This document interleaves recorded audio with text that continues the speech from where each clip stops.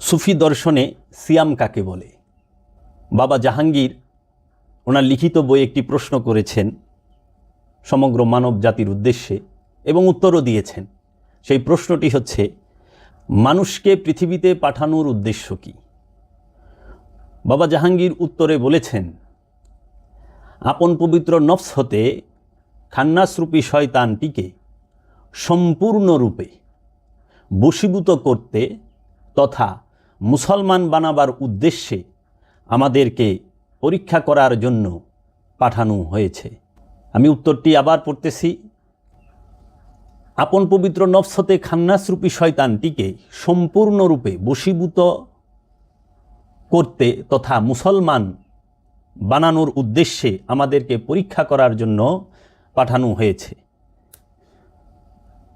এই খান্নাসরূপী শয়তানটিকে সম্পূর্ণরূপে বশীভূত করতে তথা মুসলমান বানানোর জন্য আল্লাহ পাক আমাদেরকে অনেক আদেশ ও নির্দেশ দিয়েছেন। কিভাবে আমরা এই খান্নাসরূপী শয়তানকে বশীভূত করতে পারি? অসংখ্য আদেশ এবং নির্দেশ কোরআনুল মাজিদে আল্লাহ পাক দিয়েছেন। সেই আদেশগুলোর মধ্যে হচ্ছে ঈমান আনতে হবে, পরিপূর্ণ ঈমান আনতে হবে, সালাতের মাধ্যমে, সিয়ামের মাধ্যমে, জাকাতের মাধ্যমে, হজের মাধ্যমে, কুরবানির মাধ্যমে, এবং বান্দার হক যেন আমরা কোনোভাবেই নষ্ট না করি এবং বান্দার হক আমরা কোনোভাবেই যেন খেয়ানত না করি ইত্যাদি বিষয়গুলোর জাহের এবং বাতেন তথা মেজাজি এবং হাকিকিভাবে অবশ্যই পালনের আদেশ দিয়েছেন। আজকে আমরা কোরআনের দর্শনে এবং সুফি দর্শনে সিয়াম কি এই বিষয়ে আলোচনা করব। কালান্দার বাবা জাহাঙ্গীর বা ইমান আল সুরেশ্বরীর বই ও কোরআনের হুবহু অনুবাদ ও কিছু ব্যাখ্যা থেকে ইনশাআল্লাহ। সুফি দর্শনে সিয়াম কাকে বলে এবং সিয়াম অর্থ কী? আমরা কোরআনুল মাজিদ থেকে সর্বপ্রথমে জেনে নেই পবিত্র কোরআনুল মাজিদে সিয়াম সম্পর্কে আমাদেরকে আল্লাহ পাক কী আদেশ দিয়েছেন। আমি পবিত্র কোরআনুল মাজিদের সূরাতুল বাকারা 183 নম্বর আয়াত থেকে 187 নম্বর আয়াত পর্যন্ত আল্লাহ পাক সিয়ামের কথা উল্লেখ করেছেন এবং সিয়ামের নীতি নির্ধারণী বিষয় এবং প্রয়োগ পদ্ধতির বিষয়েও আমাদেরকে বলা হয়েছে। সূরা মরিয়মের 26 নম্বর আয়াতেও সিয়াম সম্পর্কে আমাদেরকে বলা হয়েছে। আমি এখন বাবা জাহাঙ্গীরের তফসিরকৃত কোরআনুল মাজিদ, এটাই হচ্ছে বাবা জাহাঙ্গীরের লিখিত কোরআনুল মাজিদের শব্দে শব্দে হুবহু অনুবাদ ও কিছু ব্যাখ্যা। এই কোরআনুল মাজিদ থেকে শব্দে শব্দে 183 নম্বর আয়াতটি সূরা বাকারার পাঠ করতেছি। আউযু বিল্লাহি মিনাশ শাইতানির রাজিম, বিসমিল্লাহির রহমানির রহিম। ইয়া আইয়ুহাল্লাযীনা আমানু কুতিবা আলাইকুমুস সিয়াম কামা কুতিবা আলা আল্লাযীনা মিন ক্বাবলিকুম লাআল্লাকুম তাত্তাকুন। সূরা বাকারা 183 নম্বর আয়াত এর শব্দে শব্দে যে অনুবাদ করেছেন কালান্দার বাবা জাহাঙ্গীর এইভাবে, ইয়া আইয়ুহাল, ও হে, লাযীনা যাহারা, আমানু ইমান আনিয়াছ, কুতিবা ফরজ করা হয়েছে। আমরা সারা জীবন জানি ফরজ ফরজ, এটা কিন্তু আরবি শব্দ নয়। ফরজ হচ্ছে ফার্সি শব্দ, ফরজের আরবি হচ্ছে কুতিবা। কুতিবা শব্দের অর্থ হচ্ছে ফরজ। কুতিবা আলাইকুমুস সিয়াম, আলাইকুম তোমাদের উপরে, সিয়ামু রোজা, সিয়ামু শব্দের অর্থ রোজা। আমরা সব সময় জানি রোজা হচ্ছে, রোজাই মানুষ, অধিকাংশ মানুষ জানে যে সিয়ামের বাংলাই বোধহয় রোজা। আসলে রোজা সিয়ামের বাংলা না, সিয়ামের ফার্সি শব্দ হচ্ছে রোজা, ফার্সিতে রোজা বলা হয়। কামা যেমন কুতিবা ফরজ করা হয়েছিল, আলা উপরে, আল্লাযীনা যাহারা, মিন হইতে, কাবলিকুম তোমাদের পূর্বে, লাআল্লাকুম তোমরা হয়তো সম্ভবত তোমরা তাত্তাকুন, তোমরা তাকওয়া করো। এর পুরো অর্থটা হচ্ছে শব্দে শব্দে হুবহু, ওহে যাহারা ঈমান আনিয়াছ, ফরজ করা হয়েছে তোমাদের উপর রোজা, যেমন ফরজ করা হয়েছিল তাহাদের উপরে তোমাদের পূর্ব হইতেই, হয়তো সম্ভবত তোমরা তাকওয়াকে গ্রহণ করিবে। আমি আবার পড়িতেছি 183 নম্বর আয়াতের হুবহু বাংলা অর্থ। ওহে যাহারা ঈমান আনিয়াছ, ফরজ করা হয়েছে তোমাদের উপর রোজা, যেমন ফরজ করা হয়েছে তাদের উপর তোমাদের পূর্ব হইতে, হয়তো তোমরা তাকওয়াকে গ্রহণ করিবে। আমরা সূরা বাকারার 183 নম্বর আয়াত বাবা জাহাঙ্গীরের শব্দে শব্দে হুবহু অনুবাদকৃত কোরআনুল মাজিদ থেকে শুনতে পেলাম। আসেন এখন আমরা একটু অন্য যে কোরআনের তফসির আছে, অনুবাদ আছে, সেখান থেকেও দু একটি শুনে নেই। সেখানে তারা এই আয়াতের কি অর্থ করেছেন, তখনই আপনি তফাৎটা বুঝতে পারবেন যে আসলে শব্দে শব্দে অনুবাদ করা হয়েছে কিনা। আমরা সর্বপ্রথম ইসলামিক ফাউন্ডেশনের যে কোরআনুল করিম, এই কোরআনুল করিমের অনুবাদটা তুলে ধরছি, অর্থটা তুলে ধরছি। সূরা বাকারার 183 নম্বর আয়াতের, সূরা বাকারার 183 নম্বর আয়াতের অর্থ করেছেন, আরবিতে আছে, ইয়া আইয়ুহাল্লাযীনা আমানু কুতিবা আলাইকুমুস সিয়াম কামা কুতিবা আলা আল্লাযীনা মিন ক্বাবলিকুম লাআল্লাকুম তাত্তাকুন।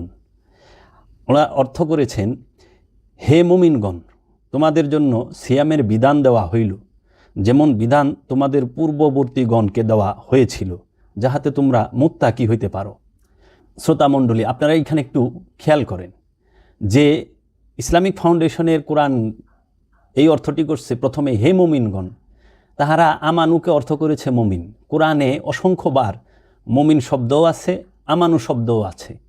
আমানু আর মুমিন এক নয়, আমানু আর মুমিন আসমান আর জমিন তফাত। আমানুও আরবি শব্দ, মুমিনও আরবি শব্দ। তাহলে আমানু আরবি শব্দ, এই আমানুর অর্থ আবার আরবিতে মুমিন কিভাবে করা হয়? এটা কি বিকৃত অর্থ হইল না? মন গড়া অর্থ হইল না?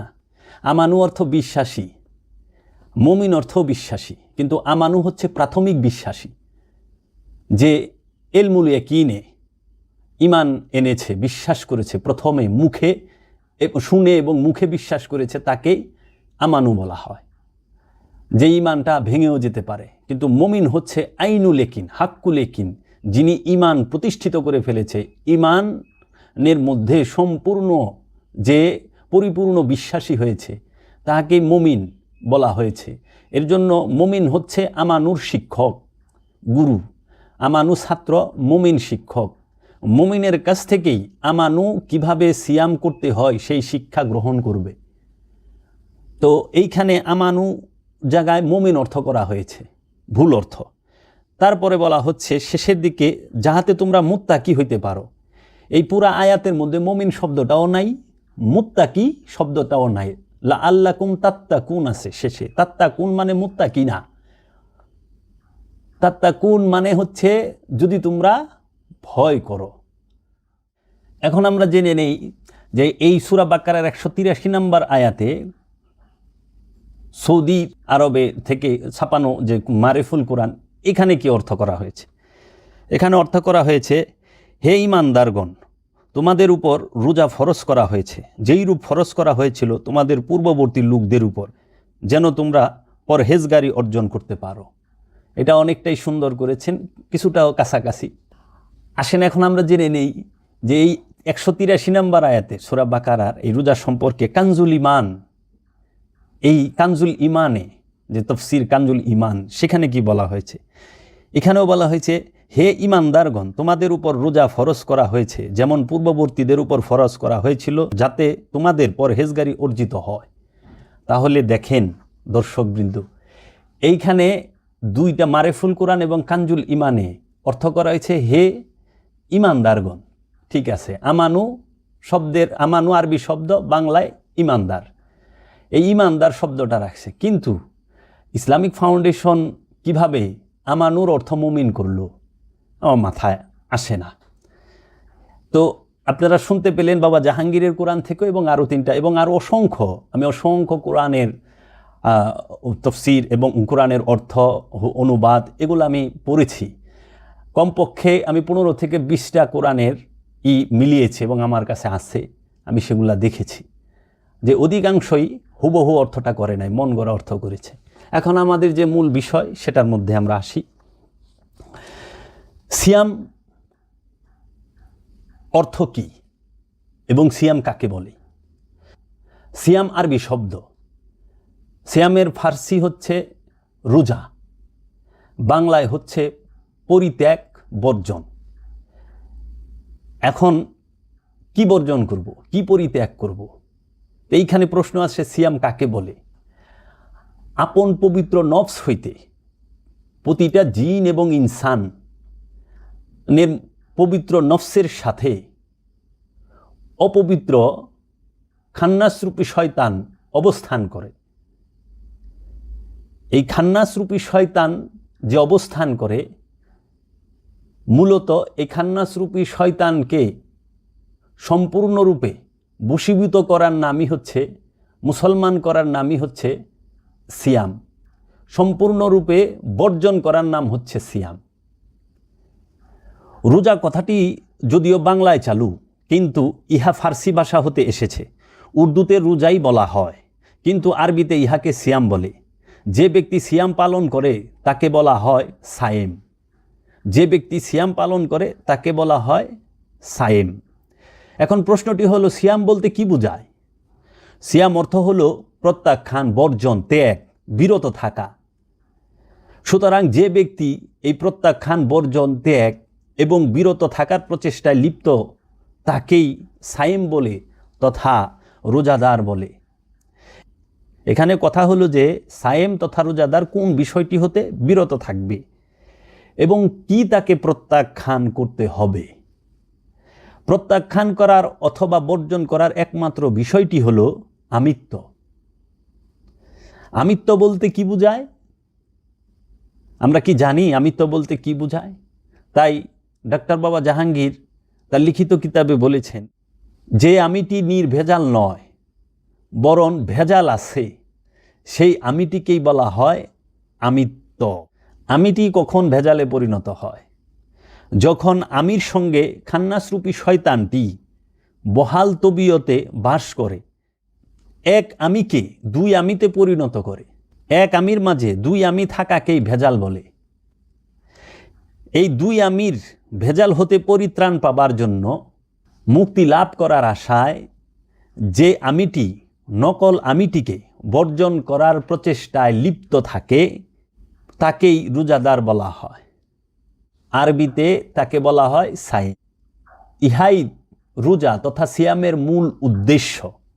মূল উদ্দেশ্যটিকে সামনে রেখে যে ব্যবস্থাপত্র দেওয়া হয়, সেই ব্যবস্থাপত্রটিতে নানা প্রকার আদেশ উপদেশ থাকে। কারণ যে কোনো মূল বিষয়টিকে প্রয়োগ করতে গেলে, ব্যবস্থাপত্রের অনেক রকম আদেশ উপদেশ থাকতে বাধ্য। মনে রাখতে হবে, ব্যবস্থাপত্রের আদেশ নিষেধগুলোর পেছনে যে মূল উদ্দেশ্যটি আছে, উহা ভুলে না যায়। মূল উদ্দেশ্যটি ভুলে গেলেই অথবা গুরুত্ব না দিলেই বিষয়টি কেবলমাত্র আনুষ্ঠানিকতার বলয়ে আবদ্ধ হয়ে পড়ে এবং অনুষ্ঠানকেই মূল বিষয় মনে করে মতভেদের উদ্ভব হয়।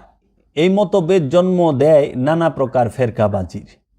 নফসের ভেতর খান্নাসরূপী শয়তানটিকে তাড়িয়ে দেবার সাধনার নামটি হলো সিয়াম। কিন্তু অন্য গবেষণা হয়তো এ কথাটি বলবে না, অন্যভাবে বলবে দুনিয়া ত্যাগ করতে হবে, বলবে তাগুত ত্যাগ করতে হবে। এখন প্রশ্ন হলো, দুনিয়া বলতে কি বোঝায়? দুনিয়া বলতে কিন্তু এই পৃথিবী নামক গ্রহটিকে পরিত্যাগ করতে মোটেই বলা হয়নি। কারণ দুনিয়া বলতে আপন নফসের স্বেচ্ছাচারটিকেই বোঝানো হয়েছে। এখন প্রশ্ন আসে, নফসের এই স্বেচ্ছাচারিতা কেমন করে আসতে পারে? যখন নফসের সঙ্গে খান্নাসরূপী শয়তানটি জড়িয়ে দেওয়া হয়। কেন খান্নাসরূপী শয়তানটিকে একটি পবিত্র নফসের সঙ্গে জড়িয়ে দেওয়া হয়? জড়িয়ে দেওয়া হয় এই জন্য যে একটি নফস তথা একটি মানুষ কি আল্লাহকে চায় না চায় না? এই আল্লাহকে চাওয়া আর না চাওয়ার নামটি হলো পরীক্ষা। এই পরীক্ষাটি করার জন্যই মানুষকে বানানো হয়েছে। এই পরীক্ষাটি একমাত্র মানুষ ও জিন ছাড়া আর কাউকে দিতে হয় না। সিয়াম কাকে বলে? আপন পবিত্র নফস হতে খান্নাসরূপী শয়তানটিকে বিচ্ছিন্ন করে দেবার নামই হলো সিয়াম। এই সিয়ামের পথে যারা অগ্রসর হয় তাদেরকেই বলা হয় কোরআনের ভাষায় সাইম। সিয়াম শব্দের অর্থ হচ্ছে বর্জন করা, পরিত্যাগ করা, আর এই বর্জন যে করে তাহাকে বলা হয় সাইম। তাহলে আজকাল সমাজে আমাদের মুসলমান পরিবারে অনেকে ছেলের নামও সাইম রাখা হয়, তার মানে সে রোজাদার, বর্জনকারী। আল্লাহকে খুশি করার জন্য রোজা হলো একটি মাধ্যম। সিয়াম পালন করতে গেলে প্রতিটি মানুষকে, প্রতিটি নফসকে শারীরিক এবং মানসিকভাবে প্রস্তুতি গ্রহণ করতে হবে। শারীরিক এবং মানসিকভাবে যদি প্রস্তুতি না থাকে তাহলে সে কখনোই আনুষ্ঠানিক সিয়ামও পালন করতে পারবে না এবং হাকিকি সিয়ামও পালন করতে পারবে না। আনুষ্ঠানিক সিয়াম পালন করতে গেলে শারীরিক প্রস্তুতির প্রয়োজন, দৈহিক প্রস্তুতির প্রয়োজন আছে, এবং হাকিকি সিয়াম পালন করতে গেলে সম্পূর্ণ মানসিক এবং দৈহিক প্রস্তুতির প্রয়োজন অত্যাবশ্যক। যাবতীয় কামনা বাসনা আকাঙ্ক্ষা হতে বিরত থাকতে গেলে মানসিক প্রস্তুতির প্রয়োজন অত্যাবশ্যক। কারণ জাহের এবং বাতেনের সমন্বয়েই ইসলাম। রোজার হাকিকি দিকও আছে, মেজাজি দিকও আছে। হাকিকি রোজা এবং মেজাজি রোজা, আনুষ্ঠানিক রোজা এবং মূল রোজা। একটা হচ্ছে অনুষ্ঠান, একটা হচ্ছে মূল। অনুষ্ঠানটি কি?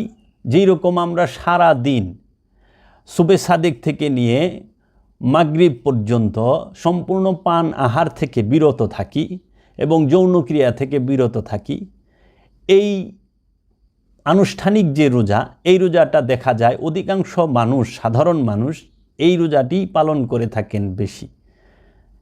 আর হাকিকি রোজাটি হচ্ছে সিয়াম থাকা অবস্থায়, রোজা থাকা অবস্থায় কোনো প্রকার যৌনক্রিয়া এবং যাবতীয় যে কামনা বাসনা আশা আকাঙ্ক্ষা, খান্নাসরূপী শয়তানের যে 6টি রিপুর সম্পূর্ণ কার্যক্রম বন্ধ করে দেওয়া, বর্জন করবার নামই হচ্ছে হাকিকি রোজা।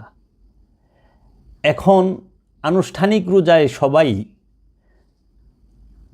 পান আহার থেকে বিরত থাকতে পারে, কিন্তু যাবতীয় কামনা বাসনা, লোভ লালসা, হিংসা অহংকার এবং বান্দার হক খেয়ানত করার, আমানতের খেয়ানত করা থেকে বিরত অধিকাংশ মানুষ থাকতে পারে না।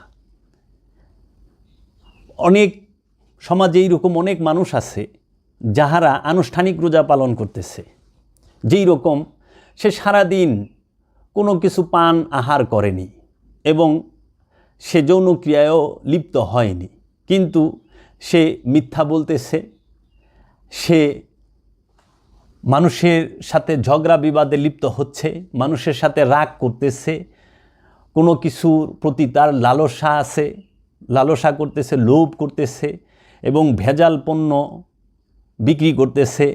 আপনি যারা ব্যবসা করে, অধিকাংশ মানুষই, সবাই না, অধিকাংশ মানুষ ব্যবসায়িক ক্ষেত্রে সে মিথ্যার আশ্রয় নিচ্ছে, ওজনে কম দিচ্ছে, ভেজাল খাবার বিক্রি করতেছে, আবার মেজাজি রোজাও রাখছে, আনুষ্ঠানিক রোজাও সে আছে এবং বলবে আমি রোজা মুখে আসি, এইটা এই না সেই না। আমাদের শহরে আপনি মার্কেটে যান, এই রকম অনেক রোজাদার পাবেন যে রোজা রেখে মিথ্যা বলতেছে, রোজা রেখে ঝগড়া বিবাদ করতেছে। সেটা কি আনুষ্ঠানিক। কিন্তু হাকিকি রোজা, হাকিকি সিয়ামে যারা পালন করে তারা কখনোই কোনো প্রকার মিথ্যার আশ্রয় নেয় না, কোনো প্রকার লোভ লালসা কামনা বাসনা হিংসা অহংকার এগুলা তাদের ভিতরে কাজ করতে পারে না, তারা বর্জন করার চেষ্টা করে। আর এই বর্জন যারা করতে পারে, করার চেষ্টায় রত থাকে, তাদেরকেই আমানু বলা হয়।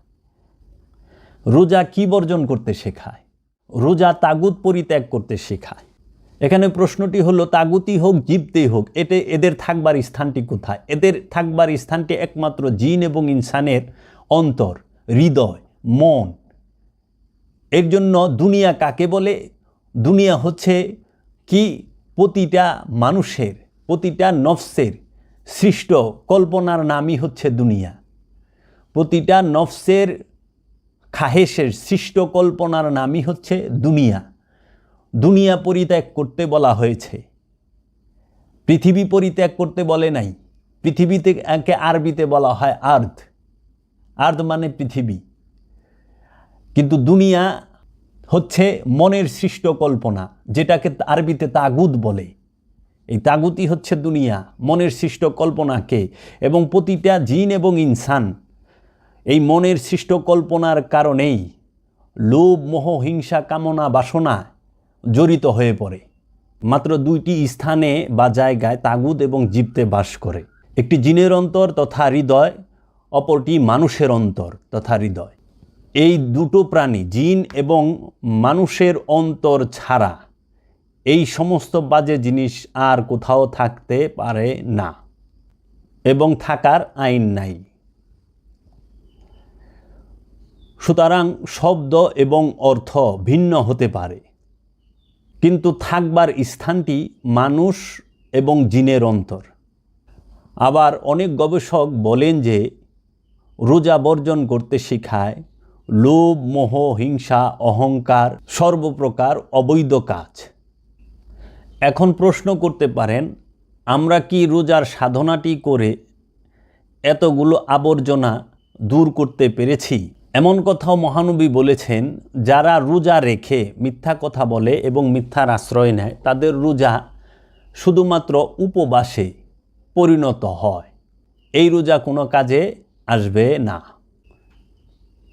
ধর্মের বাণী প্রতিদিন রেডিও, টেলিভিশনে, মাইকে, ওয়াজে, মাহফিলে এবং জুমার নামাজের খুতবায় শোনানো হচ্ছে, কিন্তু লোভ, মোহের কালো অন্ধকারে সব বিষয়গুলো ঢেকে যায়।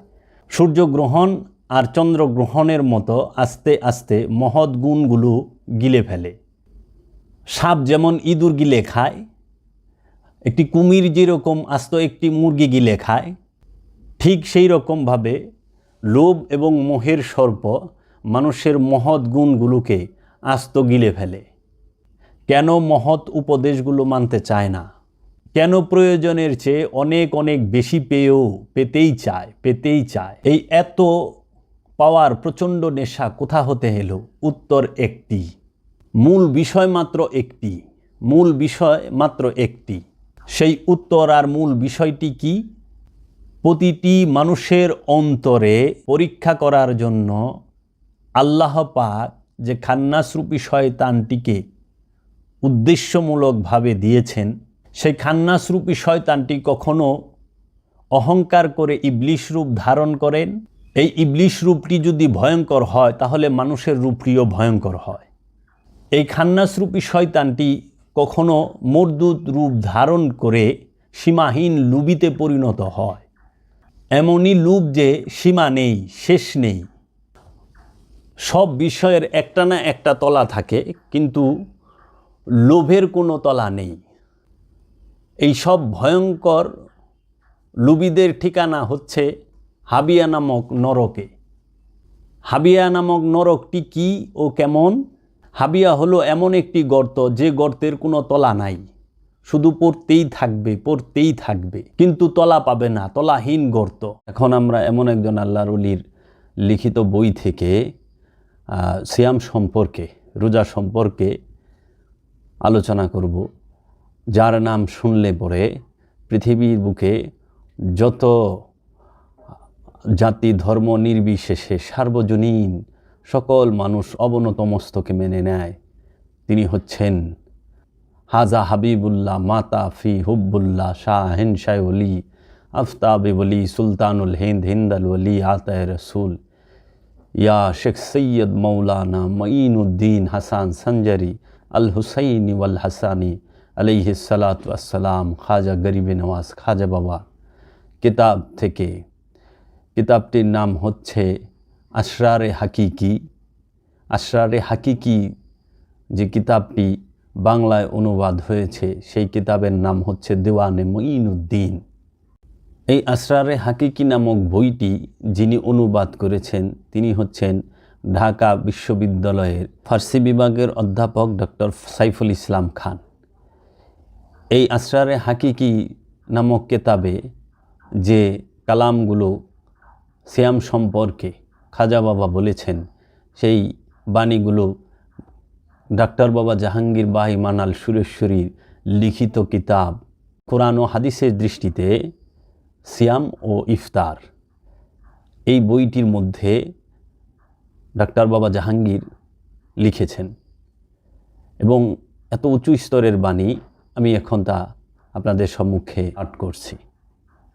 মহানবী বলেছেন, হে উমর, রোজার হাকিকি অর্থ হচ্ছে মানুষ তার অন্তর বা দিল হতে দিন ও দুনিয়ার সকল প্রকার আশা আকাঙ্ক্ষা পরিত্যাগ তথা দূরীভূত করবে। কারণ দিনের খাহেশ যেমন বেহেশতের আরাম আয়েশ, সুখ শান্তি ও হুরদের আকাঙ্ক্ষা, দিনের এই সব খাহেশ আবেদ ও মানুষের মধ্যে পর্দার অন্তরাল তৈরি করে। এই রকম চাওয়া পাওয়া দিলের মধ্যে থাকলে বান্দা কখনো তার মাবুদের হাকিকতের নৈকট্য লাভ করতে পারবে না।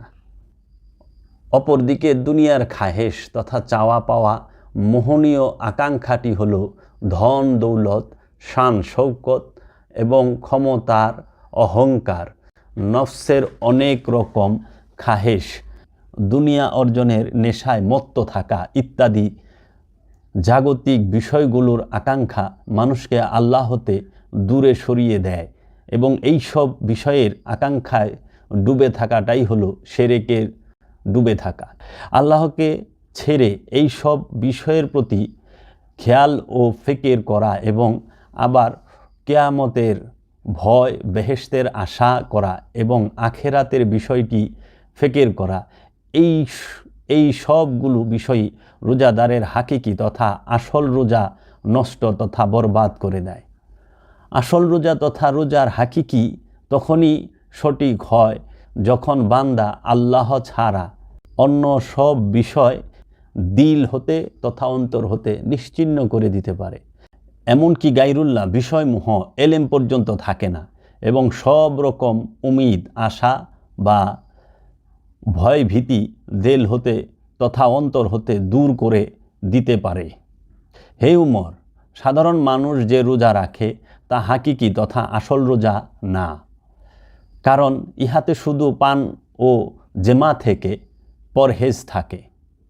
সাধারণ মানুষের রোজাটিকে মেজাজি রোজা বলে জানিও। এই মেজাজি রোজা দ্বারা আসরারে এলাহি তথা খোদার রহস্যের জ্ঞান হাসিল হয় না। মেজাজি রোজাটি কেবলমাত্র জাহেরি সুরতে সীমাবদ্ধ। এই মেজাজি রোজা হাকিকত বিষয়টির কিছুই বুঝতে পারে না, বরং অন্ধকারে থেকে যায়। এই মেজাজি রোজা দ্বারা গায়রুল্লাহ পরিত্যাগ সম্ভব হয় না, বরং এই মেজাজি রোজার সর্বপ্রকার নফসানি ও মানবীয় কুলুষতা থেকে যায় এবং যাবতীয় কথাবার্তা এবং কাজকাম তথা কার্যবলী গায়রুল্লাহ হতে পরিপূর্ণ থাকে। এইরূপ জাহেরি ও মেজাজি রোজা দ্বারা এতটুকু লাভ হতে পারে যে গরিব দুঃখী ও মিসকিনদের দুঃখ ব্যথা সেমকভাবে উপলব্ধি করা যায় এবং তাতে তাদের প্রতি সহযোগিতার হাত বাড়িয়ে দেয়া, এতে তাদের প্রতি সহযোগিতার হাত বাড়িয়ে তাদের অভাব কিছুটা লাঘব করা যায়। এই কথাগুলো দেওয়ানে মঈনুদ্দিন কিতাবে 437 পৃষ্ঠায় লেখা আছে, আপনারা পড়ে নেবেন। হাকিকি রোজা যতই আসল রোজা হোক না কেন মেজাজি রোজাটি অবহেলা করা যায় না। খাজা বাবা এও বলতেছেন যে হাকিকি রোজা যতই আসল রোজা হোক না কেন মেজাজি রোজাটিকে অবহেলা করা যায় না। মহানবী সমস্ত আলমের জন্য রহমত, সুতরাং বিশেষ শ্রেণী এই রোজার রহমত পাবে আর সবাই পাবে না, এটা হতে পারে না। তাই সাধারণ কেউ এই রহমতটি দিয়ে যাবার যে ব্যবস্থাপত্রটি মহানবী দিয়ে গেলেন উহাকেই মেজাজি রোজা বলা হয়। তবে মেজাজি রোজার অনুশীলনের মধ্য দিয়েই হাকিকি রোজার রহস্যটি যখন বুঝতে পারা যায়, তখন রোজার বিষয়টি সার্থকতা বোঝা যায়। সুতরাং মেজাজি রোজাটি আছে বলেই মানুষ এই মেজাজি রোজা পালন করতে করতে হাকিকি রোজার রহস্যটি বুঝতে পারে। আমি রোজার বিষয়ে অনেকগুলো হাদিসের মধ্য হতে মাত্র একটি হাদিস তুলে ধরলাম। হযরত আবু হুরায়রা হতে বর্ণিত আছে যে মহানবী বলেছেন, যখন রমজান প্রবেশ করে আকাশের দরজা খুলে যায়, অপর আর একটিতে আছে যে জান্নাতের দরজা খুলে যায়, জাহান্নামের দরজা বন্ধ হয়ে যায় এবং শয়তানকে শিকল দিয়ে বেঁধে ফেলা হয়। এবং অপর আরেকটি হাদিসে বলা হয়েছে যে রহমতের দরজা খুলে যায়। এই হাদিসটি এই জন্য তুলে ধরলাম যে বুখারী এবং মুসলিম শরীফে তুলে ধরা হয়েছে। তবে সব হাদিসই গুরুত্বপূর্ণ। এই হাদিসটি সামান্য ব্যাখ্যা দেওয়া হলো। রমজান প্রবেশ করার সাথে সাথে আকাশের দরজা অথবা জান্নাতের দরজা খুলে যায়। এখানে রমজান মাসটি বলা হয়নি, বলা হয়েছে রমজান প্রবেশ করলে সঙ্গে সঙ্গে আকাশ অথবা জান্নাতের দরজা খুলে যায়। এই হাদিসটিতে মেজাজি রোজা হতে বেশি হাকিকি রোজার কথাটি বলা হয়েছে। কারণ রমজান কোথায় প্রবেশ করে অথবা ঢোকে? রমজান প্রবেশ করে সাধকের অন্তরে, রমজান প্রবেশ করে আমানুর অন্তরে, যেই আমানুকে কোরআনে আদেশ দেওয়া হয়েছে, হুকুম করা হয়েছে রোজা রাখতে, রমজান পালন করতে, তার অন্তরে রমজান প্রবেশ করে। রমজান প্রবেশ করা সাধকের অন্তর যখন খান্নাসরূপী শয়তান হতে মুক্ত হয়ে যায়, তখনই সাধক বুঝতে পারে যে জান্নাতের দরজা খুলে দেওয়া হয়েছে। অন্যভাবে এই হাদিসটির ব্যাখ্যা দেওয়া যায় যে এই রমজান সাধকের অন্তরে প্রবেশ করার সঙ্গে সঙ্গে আকাশের দরজা খুলে যায় তথা রহমতের দরজা খুলে যায়। ধ্যান সাধনার মাধ্যমে লোভ মোহ যাহা খান্নাসরূপী শয়তান সর্বদা ফুৎকার দিচ্ছে, ওয়াসওয়াসা দিচ্ছে, কুমন্ত্রণা দিচ্ছে, তাহা যখন আর অবশিষ্ট থাকে না, তখনই সাধক বুঝতে পারে যে রমজান সাধকের মধ্যে প্রবেশ করেছে তথা ঢুকতে পেরেছে। আর যেই মাত্র সাধকের মাঝে রমজান প্রবেশ করে, সেই সময় হতে খান্নাসরূপী শয়তান বিদায় গ্রহণ করে তথা চলে যায়, তথা শয়তানের আর কোনো রকম কার্যকারিতা থাকে না। হাদিসটিতে বলা হয়েছে জাহান্নামের দরজা বন্ধ হয়ে যায়। যখন শয়তানের কাজকর্ম আর থাকে না, তখন আপনা হতেই জাহান্নামের দরজা বন্ধ হয়ে যায়। গাছের শিকড় কেটে দিলে গাছ বাঁচে না, তেমনি শয়তানকে বেঁধে ফেললে জাহান্নামের গুরুত্ব আর থাকে না এবং থাকার প্রশ্নই উঠে না। সাধক তখন নতুন নতুন রহস্যকে অবলোকন করে মহা আনন্দে ডুবে যায়। এই মহা আনন্দটি তো জান্নাতেই থাকে। সুতরাং জান্নাতের দরজাগুলো যে খুলে যায় বা যাবে, এটা তো অঙ্কের হিসাবের মতো সত্য। হাদিসে আরও বলা হয়েছে যে শয়তানদের একটি নয়, বরং বহু বচনে বলা হয়েছে শিকল দিয়ে বেঁধে ফেলা হয়। নফসের খাহেশিয়াত এবং প্রবৃত্তিগুলোই তো খান্নাসরূপী শয়তান। তাই সাধকের অন্তরে যখন রমজান প্রবেশ করে, তখন আকাশ তথা মনোলোকের রহস্যময় বিষয়গুলো পরিষ্কার হয়ে ধরা পড়ে এবং জান্নাতের মহা আনন্দে ডুবে থাকে। এখানে আকাশ বলতে মনের জগতের কথা বলা হয়েছে। আবার নফসের অবৈধ চাওয়াগুলো, দূষিত বিষয়ে হাত বাড়ানো পাগুলোকে শিকল দিয়ে বেঁধে ফেলা হয়। শয়তানের কাজকামগুলো শিকল দিয়ে বেঁধে ফেলাটিকে যদি মেজাজি রোজার বেলায় খাটাতে চান, তো কোথায় শান্তি? যত প্রকার অপকর্মের হোতাই তো শয়তান। আর সেই শয়তানকে শিকল দিয়ে বেঁধে ফেললে তো দুনিয়াতে রমজান মাসে কোনো প্রকার মারামারি, হানাহানি, অশান্তি এবং যাবতীয় কুকামগুলো তো শয়তানই করায়।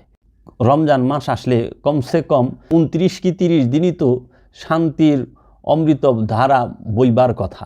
সুতরাং এই হাদিসটি মেজাজি রোজার কথা নয়, বরং হাকিকি রোজার কথা। হজরত আমির খসরুর ঠুমরি রাগের যেমন মাত্র একটি বাক্য থাকে, কিন্তু সুরের বাহারি ঠমক আর চমকের শৈলী শ্রোতাকে ভুলিয়ে দিতে চায় যে অনেক কথা বলা হচ্ছে। রোজা আর রমজানের রহস্যটি ওই একটি কথাই ঘোষণা করেছে যে তোমার অন্তরের মাঝে ইচ্ছাকৃত দেওয়া পরীক্ষার জন্য খান্নাসরূপী শয়তানটিকে বাহির করে দাও, নত বারবার জন্মচক্রের মাঝে আটকা পড়ে জাহান্নামের জ্বালা যন্ত্রণায় নিত্য সঙ্গী হতে হবে। জাহান্নামের আগুন তো ঘরবাড়ি জ্বালায় না, কারণ ঘরবাড়ি তৌহিদে বাস করে। তৌহিদে জাহান্নামের প্রবেশ নিষেধ, তৌহিদে শয়তানের প্রবেশ নিষেধ। জাহান্নামের আগুন তো কাপড় চুপড় জ্বালায় না, কারণ কাপড় চুপড় তৌহিদে বাস করে। জাহান্নামের আগুন তো দেহের অঙ্গ প্রত্যঙ্গ জ্বালায় না, কারণ দেহের অঙ্গ প্রত্যঙ্গ তো তৌহিদে বাস করে।